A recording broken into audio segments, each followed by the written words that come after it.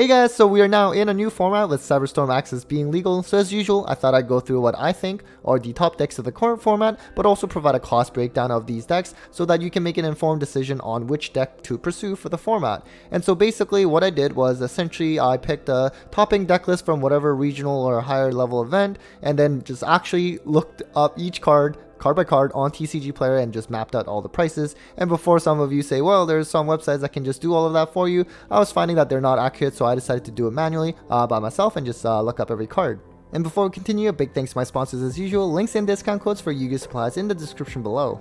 So we're going to start off number 5 with Branded Despia, which of course is a very strong deck and is even more so post Cyberstorm Access thanks to the new cards in Guiding Quem, Sanctifier Dragon, as well as Lulu. And so it's been really solid. It's one of the most played decks online on Dueling Book, although of course this has a caveat because Superheavy Samurai and Purrely cannot be identified by YGO Scope yet. So if those could be identified, Branded of course probably would not be seeing as much play as you see in the slide here. But nonetheless, it was scored 5th on my meta tier list by the data that I posted recently that you can also check out. And Galzo actually recently won the first place at Israeli Nats with Branded Despia, so certainly a big congrats to him. Definitely make sure to check out his YouTube channel if you want to learn how to play Branded.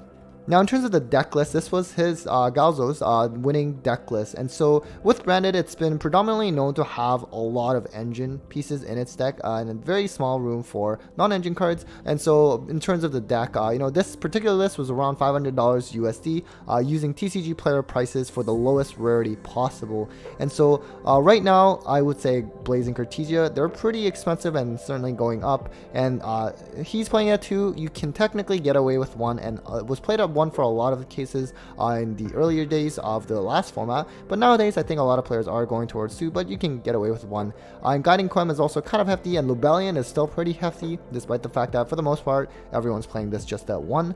And so in terms of the extra deck, most of it of course is again engine pieces, not really generic staples. Lulu has been going up lately, and this is one of the newer cards from Cyberstorm Access. Sanctifier, not too expensive anymore, and the rest, a lot of the cards are actually very cheap, a lot of them actually coming from the structure deck. In terms of the side deck, I mean realistically the side deck cost can be very low. You can always get by with very cheap common staples for the side deck, but nonetheless we can also cover some of what's considered as a deck core for all of the deck lists.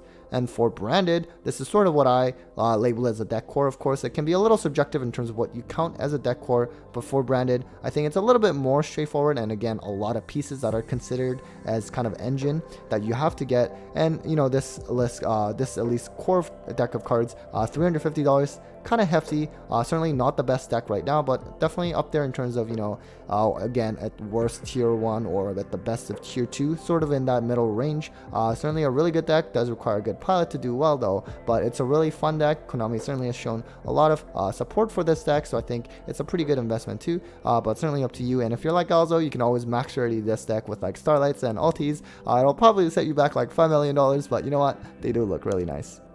Next, we have Mathmech, which has certainly been seeing a lot of popularity in the last format, at least near the end of that, and then now also heading into this format with some new Cybers generic support from Cyberstorm Access. And it's one of the most played decks online. It's also 55% match win percentage is actually really solid if you're considering that it's actually among all players. And so in terms of the deck list, Mathmech has been known to be relatively cheap-ish, although the card prices have certainly seemed to gone up lately. This entire exact list that won the regional by Kyle in Portland was $500, but of course if you look at the cost, side deck over $200, predominantly coming from the Thrust, which you definitely do not need to have to play this deck at all. It's certainly nice to have though. And so main deck $200, you have some newer generic cyber support, but a lot of the deck it's really hand traps that you might already have. And then of course the Mathmech cards themselves have unfortunately gone up, but if you kind of bought the core in like Power of the Elements format era, for example, you're probably in good shape. Extra deck really not that bad. Access Code Talker of course is a little bit hefty. That's where predominantly the cost is coming from.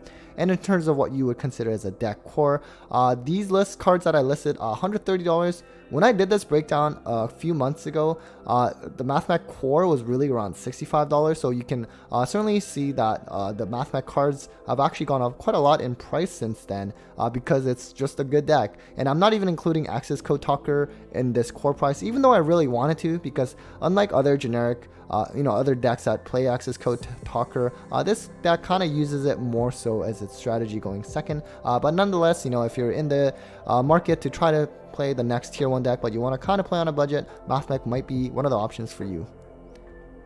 Next we have Purrely, which unfortunately being a new deck, YGeoScope cannot identify this deck yet. I did message the creator of YGeoScope to see if he could identify it. Haven't heard back, but hopefully it can be. In terms of tier score, that's why I cannot calculate, but it's certainly up there in terms of one of the best decks right now. At the time of recording, we do not have a ban list, and if the ban list does in fact drop, it will probably make Purrely and Superheavy Samurai better because they are likely going to hit Kashtira.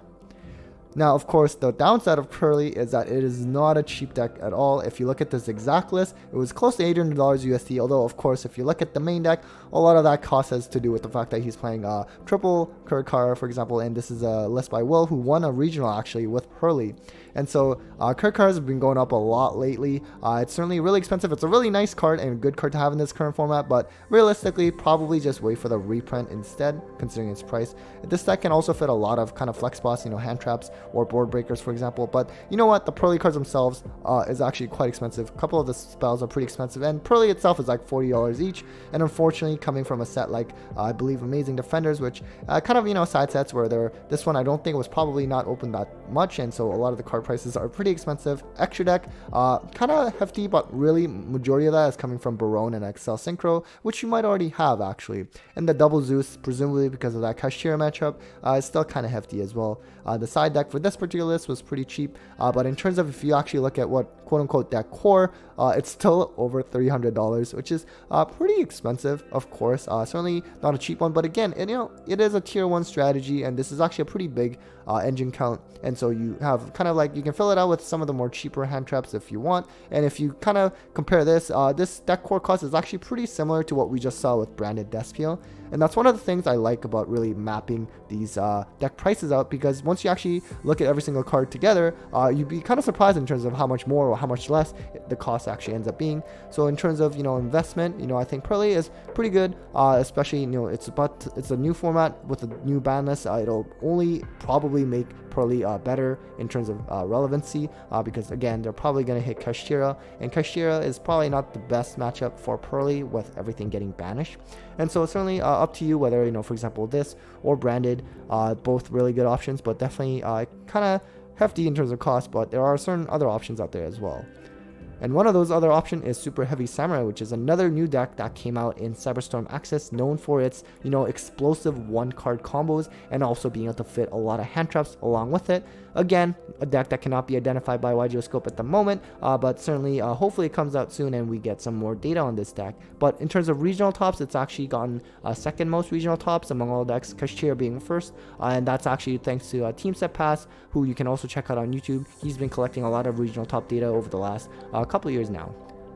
Now, in terms of the deck list, this is a list by Joe, who won Florida Regional with this Superheavy Samurai list. And so, for the most part, it's known to be relatively cost efficient, at least in terms of the deck core. Now, Regulus, of course, has been kind of going up. It's like $60. It's a really, really strong deck, though, in terms of one-card combos and just all these hand traps, flex spots. Of course, the downside is this deck cannot play like your traditional spell and traps, so you do have to rely a lot on these hand traps, as well as something like Archfiend-centric to have some kind of, monster way of being able to out certain floodgates. And so, the extra deck, again, most of it coming from Barone and Excel Synchro. If you already have it, you're probably in pretty good shape. And the side deck, again, this particular list was actually quite cheap, but you can probably make it cheaper if you really wanted to. Now, in terms of the deck core, these cards that I listed here, again, kind of subjective what you consider as a deck core, but this was $65, which is really, really cheap, right? And, when the rarities were announced for Cyberstorm Access and they were actually all low rarity, that was really encouraging to see, which does mean, it's a lot more accessible. It's a lot cheaper to play a tier 1 strategy, especially if this is sort of like your first time playing a tier 1 deck. This, I think, is probably the best in terms of cost efficiency wise. Of course, you do have to actually enjoy the playstyle, but, certainly options there, especially if you already have the generic hand traps and some generic extra deck monsters. And lastly, in our list is Kashtira, which I think is still the #1 deck in the current format, at least at the time of recording, where we do not have a ban list. And this deck in particular has a good matchup against something like Superheavy Samurai or Purrely, because it's just banishing all the cards, and those decks really need their cards to not get banished. And so, most played deck on Dueling Book, and also 63% match win percentage still is really, really high. Now, in terms of the deck list, the Kashtira deck has always been known to be really expensive, but the price has been going down a lot in the last couple months since this deck has released. Now, while it did go down a lot though, it doesn't necessarily mean the deck is cheap, and it certainly isn't. If you look at this exact list, it was actually $750. Of course, again, the side deck being $200, primarily all coming from Thrust. Definitely just kind of overlook that part. And this is another deck that can play a good amount of hand traps. Now, Pot of Prosperity, of course, is still also pretty hefty, and this is a card that will, of course, I want to say that you can get away with it without it, and it's kind of true, but unlike other decks, this card actually has a lot more relevancy with Kashtira, just because in terms of the extra deck cards that you're banishing that you can actually attach to Rise Heart and then get some additional effects, such as, let's say, some kind of destruction protection, or with like the Infinite Track, or something like Aurora, which can allow you to draw. This list in particular was playing Barone, which is kind of hefty, but a lot of lists, at least Kashtira lists, they don't play Barone, so you're okay with that. I should also mention, in terms of overall investment, maybe don't go for Kashtira right now, because if this ban list does come out soon, it will likely hit Kashtira in some capacity. Now, of course, it's always kind of a gamble, because sometimes, if the deck isn't hit that much on a ban list, the card prices may go back up again, but I think you have more to lose by trying to buy this right now. And also, same thing for Pot of Prosperity. That's another card that I feel like will eventually get hit at some point. So, just things to consider. If you really like the strategy and want to play it right now, go for it, but those are just my thoughts. Now, in terms of the deck core, so this, what I listed here, is about $230, which is still pretty hefty, but certainly nowhere near the level it was when you saw those pre-order prices for Photon with this deck. It was really, really insane. This was probably close to like $1,000 on pre-order, if anything. So it's gone down a lot since then. It might go down even further if there are any banlist hits, but it's certainly at this moment the best deck right now, at least in my view. So that was it for a breakdown of the top 5 decks in my view, as well as a cost breakdown. Hopefully you found that interesting and helpful in terms of helping you decide which tier 1 deck to pursue.